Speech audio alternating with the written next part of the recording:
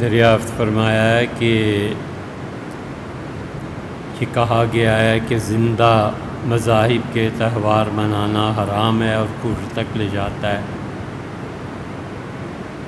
یہ بات بالکل کہی گئی ہے، ہم اب تک اس پہ قائم ہیں کہ مذہبی معاملات میں کبھی بھی کسی مذہب کے شاعر کو نہیں اپنانا چاہیے۔ مثلا مسلمان ہے اور وہ اپنے گلے میں سلیب لٹکا لے، مسلمان ہے اور پگ، خنزیر، سور، اس کی ایک سمبولک ایک لاکٹ بنا ہوا ہوتا ہے وہ پہن لے، یا ہندو برہمن جو ہیں ان کی طرح زنار باندھ لے، اسی طرح یہودیوں کی طرح ایک چھوٹی سی ٹوپی سر کی بودی پہ رکھ لے، تو یہ ساری چیزیں جو کسی بھی مذہب کی علامت ہیں اور جنہیں دیکھ کر اندازہ کیا یقین ہو جاتا ہے کہ اس مذہب سے تعلق رکھتا ہے، یہ کام نہیں کرنے چاہیے۔ لیکن الحاد کی وجہ سے بننے والے تہواروں کو آپ کیسے سمجھتے ہیں؟ مثلا جانوروں کی مذہب کے نام پر استحصالی کے خلاف اگر کوئی مذہب منع کرتا ہے کہ جانوروں کو ذبح نہیں کرنا چاہیے، تو بھئی اس کے مقابلے میں جانوروں کو ذبح کرنا چاہیے۔ ایک ہی صورت ہو سکتی ہے، وہ یہ کہ جہاں پر قربانی کرنے سے، مثلا گائے کی قربانی کرنے سے یا کسی بھی وجہ سے فساد کا خطرہ ہو کہ ایک جانور کے عوض میں 10 آدمی مارے جائیں گے، وہاں ہو سکے تو انسان کو ایسی چیزوں کے ظاہر کرنے سے بچنا چاہیے۔ ہم جس پرستی کی تائید میں علامتی نشانات باندھنا بالکل غلط ہے، یہ تو ایک طرح سے اس چیز کو رائج کرنا ہے، اور دوسری طرف دعویٰ کرنا ہے کہ جو کچھ بھی LGBT والے کہہ رہے ہیں ہم اس کے مؤید ہیں، اس کی تائید کرتے ہیں، یہ بات بالکل درست نہیں ہے۔ یہ اسی طرح سے ہے جیسے کوئی آدمی مثلا شراب پیتا ہے، تو اب شراب کے مختلف کارخانے جو ہیں وہ مختلف طرح کے لاکٹس بھی فری میں دیتے ہیں، مختلف طرح کی باٹلز ہوتی ہیں جو فری میں ملتی ہیں، گلاسز ہوتے ہیں جو فری میں دیتے ہیں۔ تو اب ایسی سوسائٹی میں جہاں یہ پتہ چل رہا ہو کہ فلاں شراب کی تشہیر ہے، انسان کو اس سے بچنا چاہیے، کبھی بھی ان چیزوں کو اختیار نہیں کرنا چاہیے۔ عشرہ مبشرہ میں حضرت طلحہ اور زبیر رضی اللہ عنہما نے احرام باندھ لیا تھا ریشمی، زبیر رضی اللہ عنہ نے ریشم کی 2 چادریں اوڑھ لی تھیں، اور حضرت طلحہ رضی اللہ عنہ نے انہوں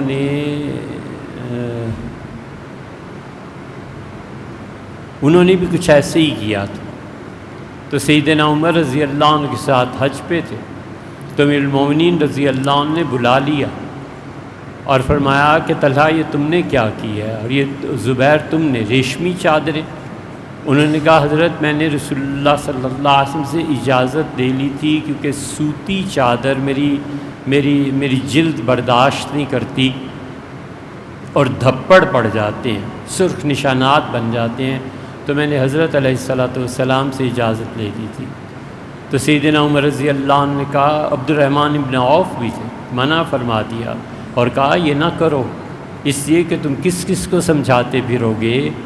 حج میں ہزاروں اور لاکھوں لوگ ہوتے ہیں، تو تم کس کس کو سمجھاؤ گے کہ تم نے اجازت لے لی تھی؟ لوگ تمہارے اس فعل سے جواز لے لیں۔ تو اس لیے خاص طور پہ جب وہ مسلمان ہے اور پھر مسلمانوں کا کوئی قائد بھی ہے جس کی زبان پر لوگ اعتبار کرتے ہیں یا جس کے عمل کو دیکھ کے لوگ عمل کو اپناتے ہیں، انہیں تو بہت زیادہ احتیاط کرنی چاہیے۔ پھر تحریر فرمایا کہ کیا دل سے برا جان لینا کافی ہے؟ وہ کیوں؟ اپنے عمل میں تغیر کیوں نہ پیدا کرے؟ عورتیں ہیں، بچے ہیں، دل سے برا جان لیں تو کافی بھی ہو جاتا ہے، لیکن جہاں تک ہو سکے عمل سے برات کا اظہار کرنا چاہیے۔ کوئی اضطراری حالتوں مثلا نوکری یا ترقی پانے کے لیے کمپنی اور تعلیمی اداروں میں لوگوں کے منفی رویے اور بدمزگی سے بچنے کے لیے ان میں شامل ہونا۔ دیکھیں دو صورتیں، ایک تو آپ اس سے بیزاری کا اظہار کریں گے تو بھی اس دنیا میں ہی رہیں گے۔ ہم ہمیشہ یہ کہتے چلے آئے ہیں کہ اس دنیا میں ایٹم بم ختم کرنے چاہیے اور سب سے پہلے روس اور امریکہ ختم کریں جو انسانوں کو تباہ کر دیں۔ رشیا نے امریکہ کے بعد جب یہ دھماکہ کیا تھا تو تاریخ میں اندراج ہے کہ کتنے کلومیٹر تک وہ اثرات پھیلے تھے اور کتنے انسان اس کا شکار ہوئے یا نہیں ہوئے کیا، اور کتنے کلومیٹر تک وہ روشنی نے نقصان پہنچایا تھا۔ وہ ختم کر دیں، ان کے بعد بڑی طاقتیں ختم کریں، ان کے بعد انڈیا ختم کرے، ان کے بعد ہمیں بھی ختم کر دینا چاہیے، لوگوں کو جینے کا موقع دینا چاہیے۔ آصف علی زرداری صاحب نے اپنے پورے دور میں کوئی پھانسی نہیں دی، پھانسی کی فائل اسی طرح پڑی جو بھی ان کا نظریہ ہو، لیکن آپ ایک آدمی کو زندگی کے حق سے کیسے محروم کر سکتے ہیں جب کہ اس نے کچھ کیا نہیں؟ لیکن اس کے باوجود ہم زندہ ہیں۔ اب جو لوگ ایٹم بم کے حق میں ہے ان کا بھی حق ہے، بھی تو اپنی رائے اور ہماری اپنی رائے، نہ اس رائے سے ہم کوئی گمراہ ہو جاتے ہیں، نہ اس رائے سے۔ یہ سیاسی حالات ہیں، ملکوں کے حالات ہیں، انسانیت کے متعلق سوچنے کے آپ کے نزدیک بھی جو مخالفین ہیں اس رائے کے، ان کے پاس بھی دلائل ہیں، ہمارے پاس بھی دلائل ہیں۔ اس میں مسئلہ کیا ہے؟ انہیں بھی جینے کا حق ہے، ہمیں بھی جینے کا حق۔ ہم میں سے ہر شخص اگر کوئی ایسی رائے رکھتا ہے جو خدا کی وحی اور عقل سے نہیں ٹکراتی تو اس کے پیچھے کیوں پڑ جانا ہے کہ وہ اظہار رائے بھی نہ کرے؟ اسی طرح یہ LGBT کے جتنی چیزیں ہیں، اگر آپ ان سے برات کا اظہار کرتے ہیں تو دنیا میں بہت سے لوگ ہیں جو اس سے بری ہیں اور اس کی مخالفت کرتے ہیں، پھر کیا مسئلہ ہے؟ اور بہت سے ہیں جو اس کے حق میں کرتے ہیں، وہ بھی جئیں اور یہ بھی جئیں۔ انہیں بھی تو کسی جگہ کو بھرنا ہے اور انہوں نے بھی تو کسی جگہ کو بھرنا ہے کہ نہیں؟ اس دنیا میں اب یہ جملہ اگر نہ سمجھ میں آئے نا تو اسے کبھی سوچنا نہ پھر، اس دنیا میں کفر بھی اللہ کی مشیت کے تحت، یہ الگ بات ہے کہ وہ اس سے خوش نہیں ہے، لیکن کفر بھی اللہ کی مشیت کے تابع۔ تو اس لیے ایسی جگہ جہاں پہ انسان کھل کے بات کر سکتا ہے ٹھیک ہے، جہاں نہیں کر سکتا وہاں خاموش رہے نا، اس کی تائید میں کیوں جاتا ہے؟ چپ رہے۔ کوئی آدمی دعوت دیتا ہے، بلاتا ہے، تو اس سے کیا یہ کہا نہیں جا سکتا کہ میں ان چیزوں میں نہیں پڑتا؟ حضور اقدس صلی اللہ علیہ وسلم کی قبر مبارک میں وہ حیات ہیں، اس حیات کی تفصیلات کیا ہے؟ کھانا پینا کیسے ہے، سونا کیسے ہے، اپنی ازواج مطہرات رضی اللہ تعالی عنہن ان سے تعلق حضور صلی اللہ علیہ وسلم کا ہے یا نہیں؟ جب آپ لفظ حیات کہتے ہیں تو اس کی امپلیمنٹیشن کہاں کہاں ہوتی ہے؟ اس وقت امت میں دو گروہ ہیں، تین گروہ ہیں، کوئی کچھ کہتا ہے، کوئی کچھ کہتا ہے، کوئی کچھ کہتا ہے۔ اب اس پہ جو فتویٰ ابھی حال ہی میں آیا ہے، معتق عثمانی صاحب سے پوچھا گیا تو انہوں نے کہا حضور اقدس صلی اللہ علیہ وسلم کی حیات طیبہ ہے اور اس کی تفصیلات میں جانا میں اسے لا یعنی سمجھتا ہوں، فضول سمجھتا ہوں، نہ ان چیزوں میں پڑے۔ اس لیے بس اتنا کہہ دینے سے کام نہیں چلتا کہ بھئی مجھے ان چیزوں میں انٹرسٹ نہیں ہے۔ بہت سے مواقع پہ یہی فتویٰ ہونا چاہیے کہ کوئی انٹرسٹ نہیں بھئی۔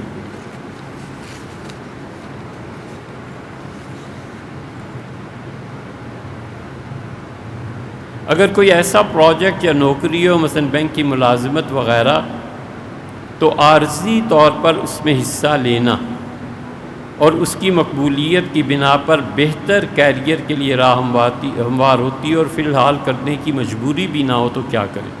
بالکل ان چیزوں کے قریب نہیں جانا چاہیے۔ جب مجبوری نہیں ہے تو یہ کام کرنا بھی نہیں چاہیے۔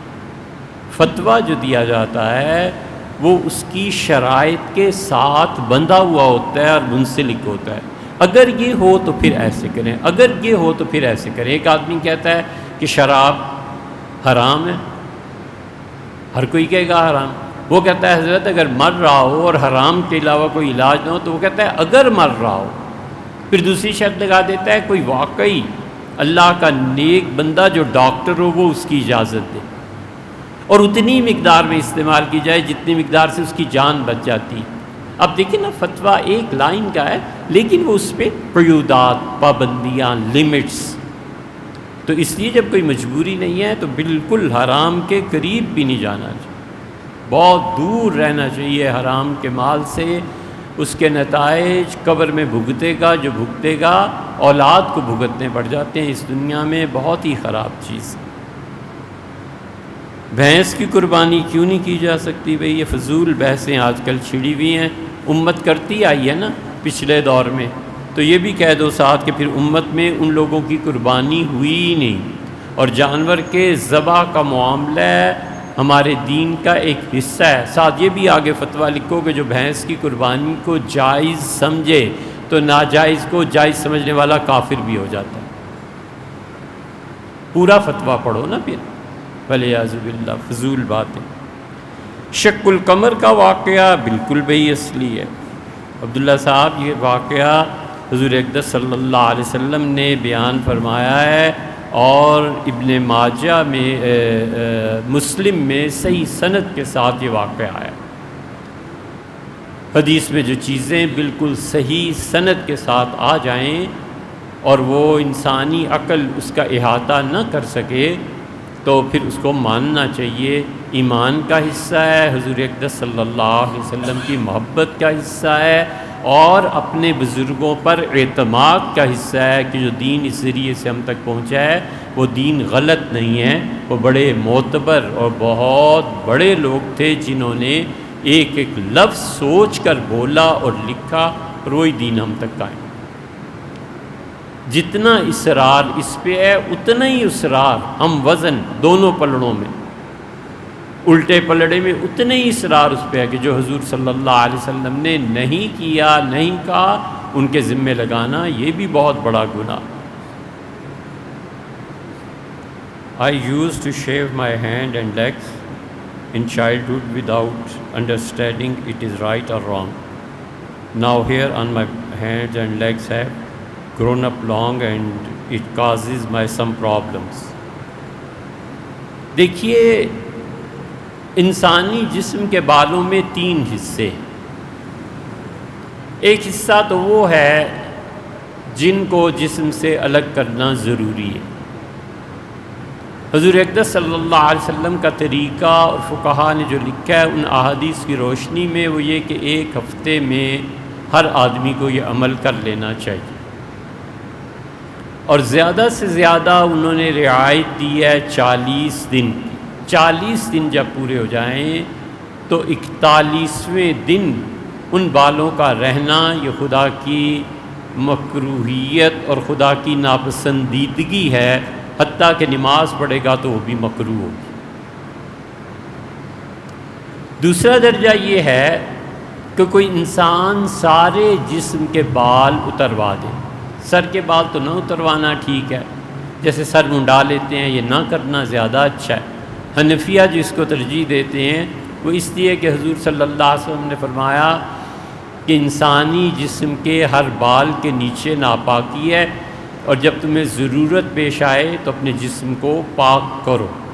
سیدنا علی رضی اللہ عنہ کہتے تھے کہ میرے بال بہت زیادہ تھے، عادیت راسی، میں نے تو پھر طے کر لیا تھا کہ میں ہمیشہ سر منڈاتا ہی رہوں گا، شیو کراؤں۔ سیدنا علی رضی اللہ عنہ کے اس عمل کو امیر المومنین رضی اللہ عنہ کے کوفہ والوں نے دیکھا اور پسند کیا، اسی لیے حنفی فقہ میں علماء سر کے بال منڈاتے ہیں۔ اور حضور اقدس صلی اللہ علیہ وسلم سر کے بال ہمیشہ رکھتے رہے، سیدنا علی رضی اللہ عنہ نے کیوں نہیں رکھے انہوں نے بیان کر دیا۔ نبی کریم صلی اللہ علیہ وسلم نے شاید ہی عمرے اور حج کے علاوہ کبھی سر کے سارے بال اتروائے ہوں، شاید، وگرنہ رسول اللہ صلی اللہ علیہ وسلم کا عمل نہ صرف بال رکھنے کا تھا، لمبے بال رکھنے کا تھا، یہاں تک کہ وہ شانوں تک بھی آ جاتے تھے۔ شانوں سے جب نیچے کسی کے بال جائیں گے تو وہ عورتوں سے مشابہت ہو جائے گی، وہ ٹھیک نہیں۔ داڑھی کا مسئلہ تو آپ کو پتہ ہی ہے۔ اب رہ گیا باقی وہ جسم کے بال جنہیں الگ کرنا ضروری ہے، اور اس کے علاوہ ہاتھ پاؤں کا آپ نے پوچھا، اسی طرح ٹانگیں ہیں، رانے وغیرہ وغیرہ، پورے جسم کے بال اگر اس لیے اتار دیے جائیں کہ خواتین سے مشابہت ہو تو یہ ٹھیک نہیں ہے، خواتین کے لیے جائز۔ اگر مرد اس نیت سے یہ کام کرتا ہے کہ عورتوں کی طرح اپنا جسم بنائے تو یہ جائز ہی نہیں۔ اگر اس کی نیت یہ نہیں ہے، اور جیسے آپ نے تحریر فرمایا ہاتھوں اور پاؤں کا کہ اس میں تنگی اور تکلیف ہے اور یہ بڑھ بھی جاتے ہیں، causes my some problems، تو پھر ان کو جسم سے اتارنا مستحب ہے، بہتر ہے۔ حضور اقدس صلی اللہ علیہ وسلم اپنے جسم مبارک کی صفائی کرتے تھے نورہ۔ یہ روایت آپ کو ابن ماجہ میں مل جائے گی، ابن ماجہ کی شرح میں بھی مل جائے گی، فیض القدیر میں مل جائے گی کہ حضرت رسالت مآب صلی اللہ علیہ وسلم چونا بجھا ہوا اور چیزیں اور جو عربوں کا رواج تھا اس کے مطابق ایک پیسٹ بن جاتا تھا، اور جسد اطہر کے جو ضروری تھے بال ریموو کرنا۔ باقی یہ بھی آیا ہے کہ حضور اقدس صلی اللہ علیہ وسلم نے ان کی اہلیہ ام المومنین ام سلمہ رضی اللہ عنہا کہتی ہیں کہ سارے جسم مبارک کے بال صاف کرا دیے تھے۔ تو اس لیے جب حدیث میں آیا ہے، اگرچہ اس حدیث پہ بعض محدثین نے بحث کی ہے، ابن کثیر صاحب تفسیر بہت بڑے مفسر ہیں، ابن کثیر رحمۃ اللہ علیہ نے اس حدیث کی سند کو جید قرار دیا ہے اور اعتماد کیا ہے۔ ابن قیم رحمۃ اللہ علیہ نے بھی یہی لکھا ہے۔ بڑے بڑے محدثین اس بات کے قائل ہوئے ہیں کہ اگر کوئی اپنے جسم کے سارے بال اتروا دے گا تو کوئی حرج نہیں، حضور صلی اللہ علیہ وسلم نے ایسے کیا۔ جنہوں نے اعتراض کیا ہے وہ کہتے ہیں کہ حبیب ابن ثابت نے یہ روایت نقل کی ہے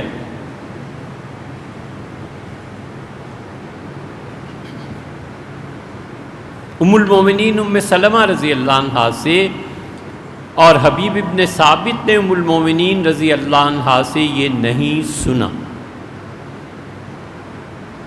اس کے باوجود دیگر روایات سے ابن قیم ابن کثیر وغیرہ اس کو مانتے ہیں، تو اس لیے یہ درست ہے بنیادی طور، اور اگر اسے تکلیف پہنچتی ہے تو پھر اس کے لیے مستحب ہے۔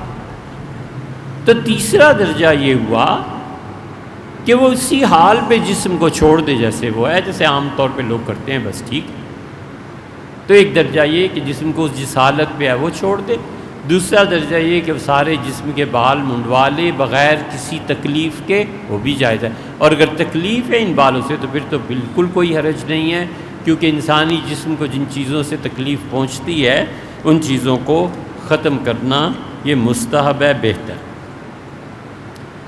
عرفہ ذی الحجہ کے متعلق سوال آپ نے پوچھا ہے، تو یاد رکھیے کہ اب تک تو امت اسی بات کی قائل رہی ہے کہ جس شہر میں جہاں 9 ذی الحج ہو، جس ملک میں 9 ذی الحج ہو، وہی اس کا یوم عرفہ ہے۔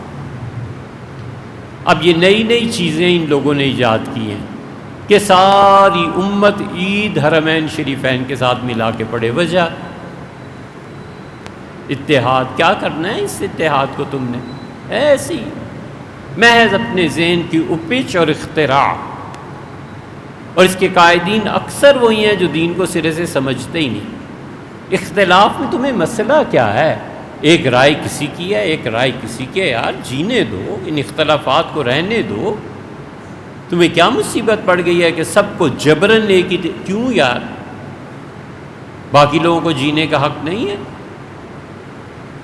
تو اس لیے ایک بات تو یہ ہے، پوری امت اسی پہ رہی ہے، یہ اب نئی نئی چیزیں آئیں۔ اور انہی میں سے ایک اختراع یہ بھی ہے کہ عرفہ کا دن وہ جو وہاں پہ منایا جائے. صحابہ رضی اللہ عنہ اہل مدینہ بھی عرفہ کا دن وہی مناتے تھے، بغداد والے بھی وہی مناتے تھے، کوفہ والے بھی وہی مناتے تھے. احناف نے اس بات پر بحث کی ہے کہ عرفہ کا جب دن آئے تو شام کو کوئی کام نہ کرنا، اور عرفہ کے دن زوال کے بعد سے مغرب تک یہ جو 5-6 گھنٹے موسم کے حساب سے جتنا بھی وقت بنتا ہے اس میں کیا کرے. کچھ حنفی فقہا اس کی اجازت دیتے ہیں، وہ کہتے ہیں یہ جو پیریڈ ہے 5-6 گھنٹوں کا جو بھی موسم کے حساب سے، عرفہ کے دن اپنے گھر پہ عبادت کرنی چاہیے، کیونکہ اللہ اس دن عرفہ والوں پہ جو نظر کرتا ہے تو امید ہے یہ جو عرفہ پاکستان کا ہے، انڈیا کا ہے، کسی بھی ملک کا ہے، اس پہ مہربانی کرے. حنفی فقہا ہی میں سے کچھ لوگوں نے اسے بدعت قرار دیا اور وہ کہتے ہیں نہ کریں، دین میں ایک نئی چیز چل پڑے گی، نہ کریں. دونوں طرف دلائل ہیں. البحر الرائق میں ابن نجیم نے اور بخاری کی شرح میں بہت عینی وغیرہ سب نے لکھی ہیں یہ چیزیں، اسے دیکھ لینا چاہیے. اور ایک بات یہ بھی سمجھ، اس لیے عرفہ وہی منائے جو اس کا دن ہے اپنا.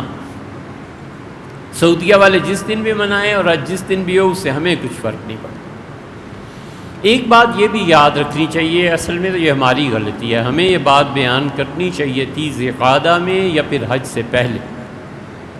یہ بات ہمیشہ کے لیے مسئلہ یاد رکھو کہ جو تکبیرات ہیں نا، 1 ذی الحج سے لے کے 13 ذی الحج تک، یہ ایک ترانہ ہے، یہ ایک خاص چیز ہے جو اللہ نے امت کو عنایت فرمائی. 1 ذی الحج سے لے کے 13 ذی الحج تک عمومی طور پر پڑھتے رہنا چاہیے، اٹھتے بیٹھتے چلتے پھرتے،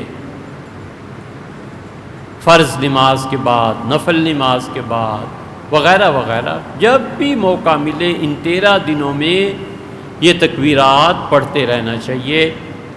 بخاری میں آیا ہے، صحیح بخاری میں، کہ عبداللہ ابن عمر اور حضرت عبداللہ ابن زبیر اور یہ حضرات صحابہ رضی اللہ عنہ، ابو ہریرہ رضی اللہ عنہ، یہ نکلتے تھے مارکیٹس میں، بازاروں میں، اور یہ تکبیر اونچی آواز سے پڑھتے تھے اور لوگ ان کے پیچھے پڑھنا شروع ہو جاتے تھے. یعنی وہ اللہ اکبر کہہ رہے ہیں تو دکاندار بھی ان کے پیچھے اللہ اکبر ان کے بعد کہتے رہتے. اسی طرح جب یہ چلتے تھے عرفات وغیرہ کے لیے تو یہ لبیک اللہم لبیک پڑھتے تھے اور لوگ بھی ان کی آواز میں آواز ملا کر پڑھتے تھے. اس سے بعض جگہ پہ جو ہوتا ہے کہ لبیک اللہم لبیک کے ساتھ اور لوگ بھی آواز میں آواز ملاتے ہیں، یہ بالکل ہی حرام نہیں ہے، سوچ لینا چاہیے. بخاری شریف میں یہ روایت آئی اور صحیح بخاری میں ہی آیا ہے کہ جب یہ پڑھتے تھے عید کے 13 دنوں میں لبیک اللہم اللہ اکبر، تو لوگ ان کی آواز میں آواز ملا کر پڑھتے تھے.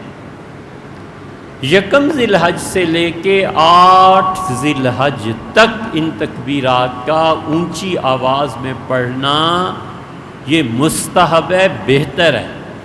اور 13 کی فجر سے 8 تک پڑھنا مستحب ہے، اور 9 ذی الحج کی فجر کے بعد سے 13 ذی الحج کی عصر تک پڑھنا یہ واجب ہے. 1 مرتبہ پڑھنا ضروری ہے. امام شافعی رحمۃ اللہ علیہ 3 مرتبہ کا کہتے ہیں. ہمارے ہاں چونکہ حضرت عبداللہ ابن مسعود اور حضرت علی رضی اللہ عنہ 1 بار پڑھتے تھے، اس لیے ہم 1 بار پڑھنے کو کہتے ہیں. تو 9 ذی الحج پورا دن، 10، 11، 12 اور 13 ذی الحج کی عصر کی نماز تک اسے پڑھنا چاہیے، یہ واجب. اب اگلی بات سنو جو شاید کبھی بھی نہ سنی ہو.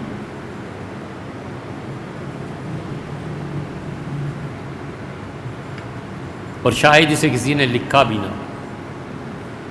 ہمارے شیخ ابن تیمیہ رحمۃ اللہ علیہ کی ہے.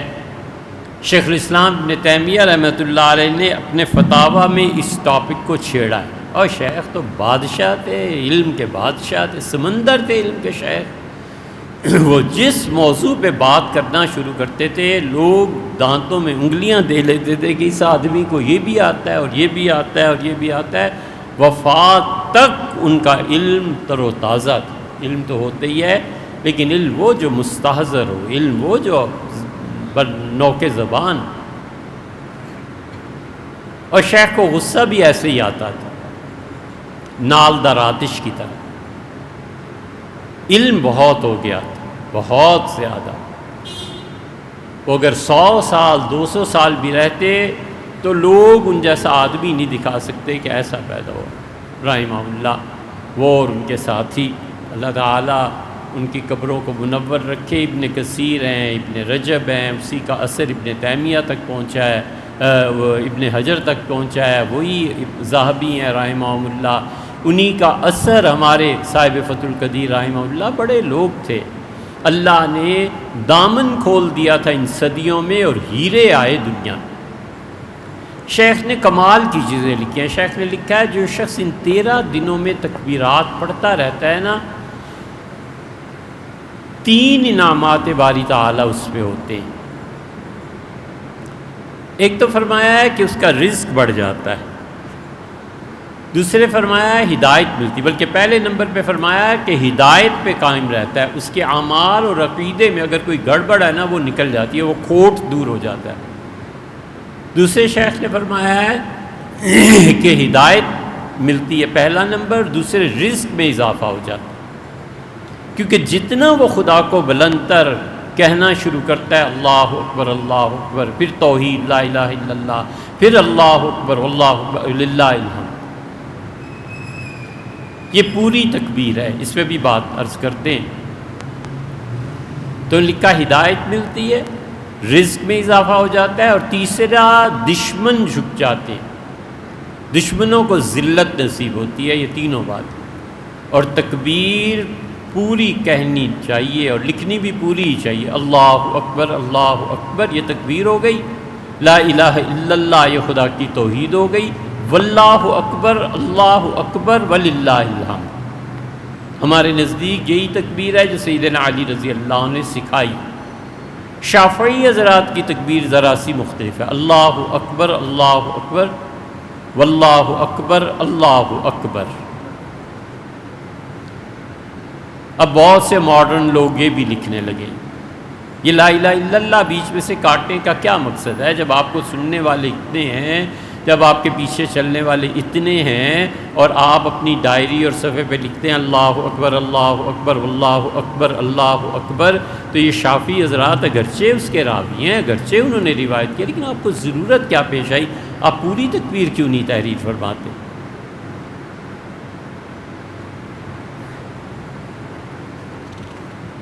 تنہائی کی پاکی اور ناپاکی ہر وہ چیز جو اللہ کی نافرمانی پر مشتمل ہے، اور فقہا نے اسے منع لکھا ہے، تنہائی کو اس سے پاک ہونا چاہیے. یہ سیدھی سادی سی بات. اکثر لوگوں کی نماز میں خشوع و خضوع کا فقدان نظر آتا ہے، جلدی جلدی نماز پڑھنا، اور مزید افسوس ہوتا ہے جب کچھ اماموں کو نیز تیز نماز پڑھتے ہوئے دیکھا جاتا ہے. علماء نے نماز کے دورانیہ کا کوئی معیار مقرر کر رکھا ہے. اگر کوئی شخص 10 سیکنڈ میں قیام مکمل کر لے یا 2 منٹ میں، اس کے بارے میں کیا ہو؟ بھائی اس سے تو ہم بھی تنگ ہیں. پتہ نہیں ان اماموں کو کیا پڑھی ہوتی ہے، پتہ نہیں انہیں کیا رکوع اور سجدے میں. شکر کرو یار، اللہ نے 2-4 منٹ توفیق دی. ذرا لمبا رکوع ہو گیا تو پھر کیا ہو، سجدہ لمبا ہو گیا تو پھر کیا؟ کسی پہ احسان ہے؟ اپنے ہی نامہ عمل اللہ کے سامنے یہ قبر میں کام آئے گی یہ طویل نماز. اور رسول اللہ ہم تو صرف اتنا معیار سمجھتے ہیں کہ حضور اقدس صلی اللہ علیہ وسلم معیار ہیں. اگر ان کی نماز کو کوئی چھوٹا سمجھتا ہے تو چھوٹا سمجھا کرے، کوئی بڑا سمجھتا ہے تو بڑا سمجھا کرے. امام کو چاہیے کہ بس ایسی نماز پڑھا، بس چھٹی. حضرت رسالت مآب صلی اللہ علیہ وسلم لوگوں کو نماز پڑھاتے تھے. فجر کی نماز جو ہے وہ سورہ احقاف، سورہ حجرات سے لے کے بروج تک کوئی بھی 2 صورتیں پڑھتے تھے، فجر کی پہلی اور دوسری رکعت میں، اور یہی قرات آپ کی ہوتی تھی ظہر کی نماز.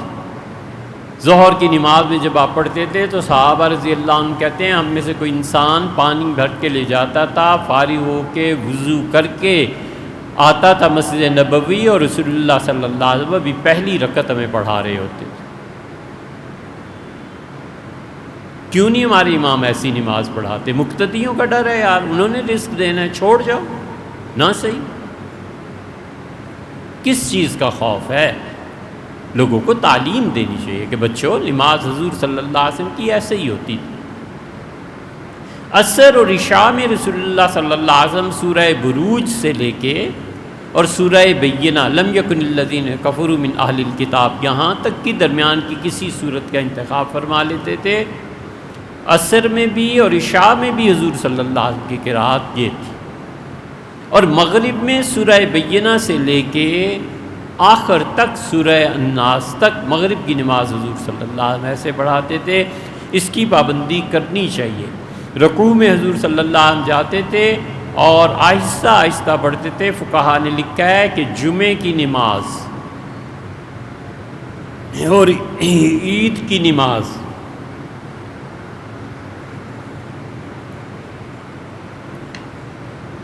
چاہیے امام کو کہ رکوع میں اور سجدے میں 5 مرتبہ سبحان ربی الاعلیٰ سبحان ربی العظیم یہ پڑھے،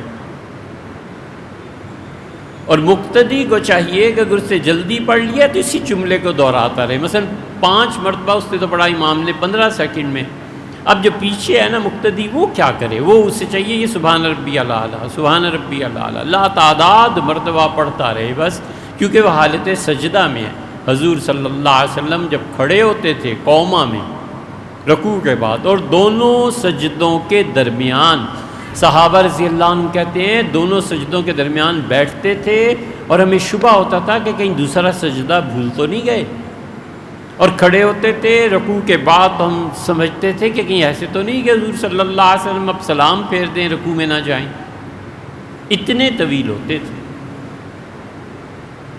اس لیے اماموں نے ایک جزیہ پکڑ رکھا ہے کہ نماز ہلکی پڑھاؤ، آہستہ پڑھاؤ۔ یار آہستہ یا بڑی سنت معیار ہے، آپ کی عقل اور آہستہ ہونا اور مقتدیوں کو پسندیدگی ناپسند کرنا کوئی معیار نہیں ہے۔ معیار حضور صلی اللہ علیہ وسلم کی ذات ہے، انہوں نے کیسے نماز پڑھی۔ نبی کریم صلی اللہ علیہ وسلم رفع یدین کیا نہیں کیا، دونوں طرف روایات ہیں، اس میں کیا بحث کرنی؟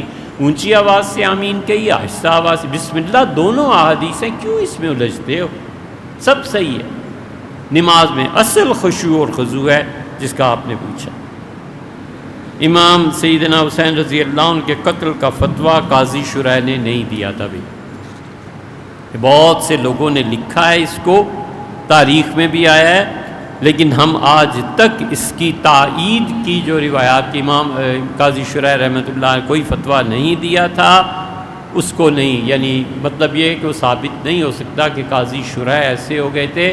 شرح رحمۃ اللہ علیہ وقتی طور پر ڈر گئے ہوں، حکومت نے تکلیف پہنچانی ہے، قید میں ڈال دیں گے، کچھ کر دیں گے، وہ ایک الگ مسئلہ ہے۔ وہ ہر آدمی کا اپنا اپنا تحمل ہوتا ہے، ہر آدمی کی اپنی اپنی طبیعت ہوتی ہے، کوئی کانٹا نہیں برداشت کرتا اور کوئی سینہ کھول کے گولی کھا لیتا ہے، دونوں میں فرق ہے نا جی۔ تو شریح رحمۃ اللہ علیہ سے کسی نے پوچھا ہو جا کے یزید نے، ابن زیاد نے، کہ کیا کرے، سیدنا حسین رضی اللہ عنہ کو شہید کرنا ہے کہ نہیں کرنا، والعیاذ باللہ، انہوں نے کوئی ایسا فتویٰ نہیں دیا۔